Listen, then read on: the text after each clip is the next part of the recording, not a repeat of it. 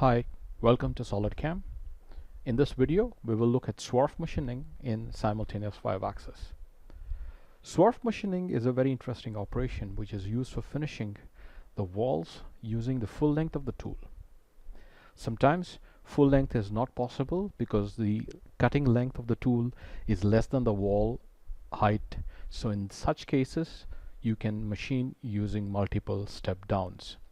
In general, SWARF is always done using a single pass, but like I said, sometimes it's not possible. So we have a situation where we have the wall surfaces here. We've picked the wall surfaces and we have picked the floor surfaces. All that is needed for SWARF is wall and floor. So if you look at the toolpath itself, the definition of the toolpath itself, we have got the floor surface, the SWARF surface, and the floor surface.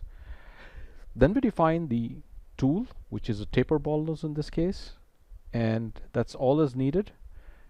We have got very minimum parameters in tool axis control because it's highly automated algorithm.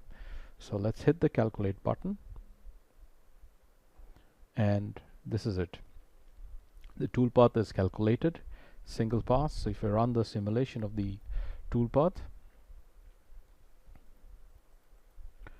if I switch off the holder, this is how the toolpath looks like. So it's using the side of the tool to generate a single pass and machine the complete area.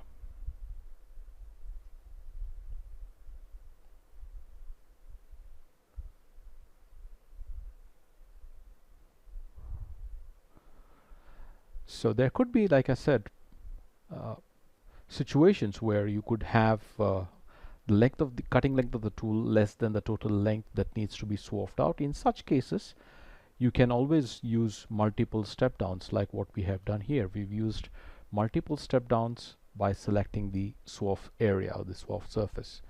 So you can do that, and if you go in this region, this is how the machining is done.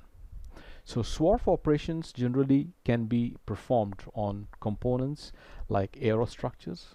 It can be also performed in multi-blade finishing, which also has a SWARF operation which uses the same engine. So it's a very handy operation for finishing straight walls. But SWARF also can be used for finishing non-straight walls also. So if you have a high radius, you can still use SWARF machining to scoop out the material from the wall. Thank you very much for watching this video.